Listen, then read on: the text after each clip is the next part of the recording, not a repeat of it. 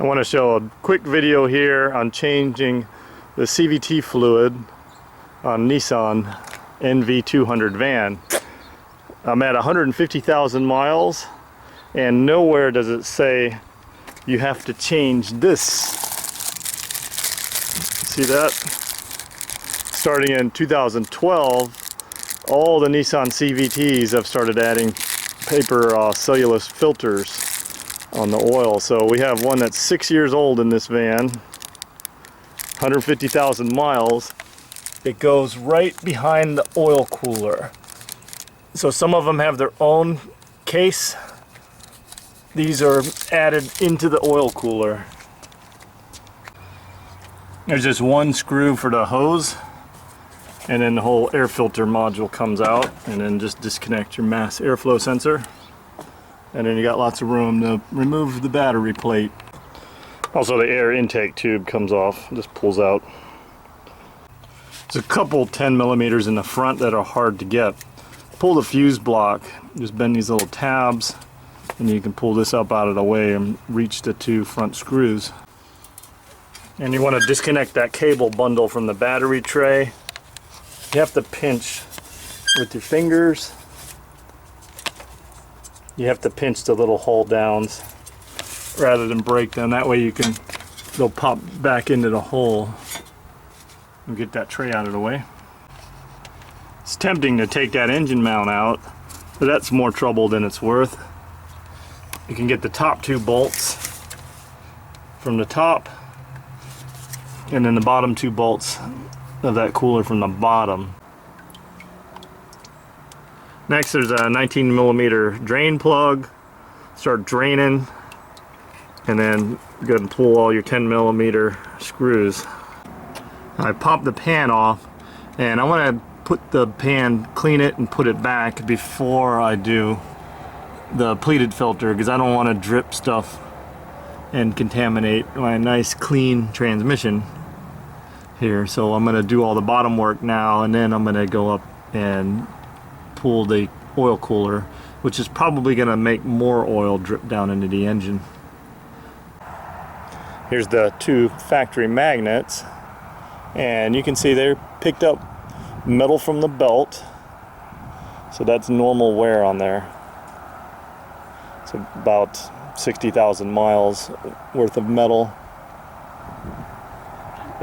Curious how much metal is going to be on that pleated filter. I wiped up the pan with a paper towel, and then I just faced the magnets the same direction. I don't think it matters up or down, but I get them the same.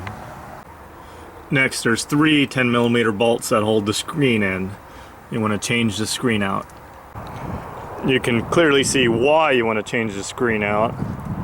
It's got quite a bit of garbage in it. Now I just use the old gasket. It's a metal gasket, and they last a long time. I'll take back the new one, save a little money. A mechanic's trick is on all bolts, not inside the transmission, but everything out, put a little bit of anti-seize on the bolt, and it makes it so much easier for the next guy. Let's show here. Just get a little bit on the thread, like so. Don't use an impact wrench tightening these guys. They strip really easy. It's some sort of tapered screw. You can see it tapered. So I'm gonna put a little shim, and one that I stripped and another one's halfway stripped. I'm gonna leave it for the next oil change.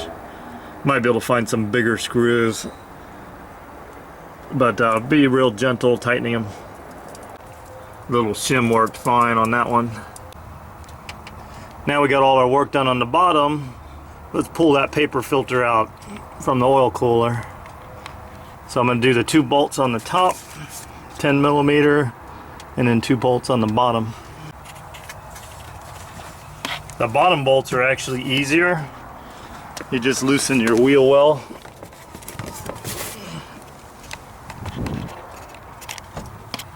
That top right bolt, that one's hard. And we got an O-ring, and then you can see the filter right there. Let's grab that see what it looks like. And I'm leaving the water hoses connected. I don't think I need to mess with that. And there we go. Pay dirt. I just pried it out with a screwdriver because it has a rubber gasket that holds it. She doesn't look too bad. I'm not doing this at 60,000 miles, I can tell you that, because this is a 3-hour job. I'm gonna skip. I'll do this filter every other oil change. Let's look a little closer at it. It does have metal in the filter. You can see on the magnet there. It wasn't too bad putting it together. The 4 bolts.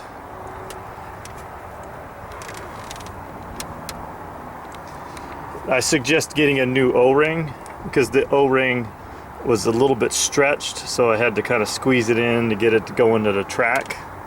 Tighten up the 4 bolts, putting the battery back, and then I'll add oil.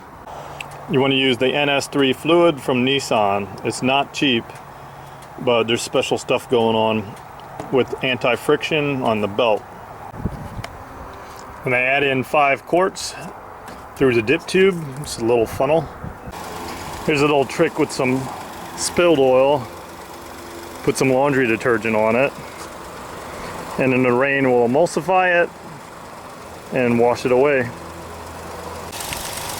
Check the oil level with the engine running and the transmission hot, and it's right in the mark where it's supposed to be. Oil level's good. I hope you like watching the video. Thanks for watching.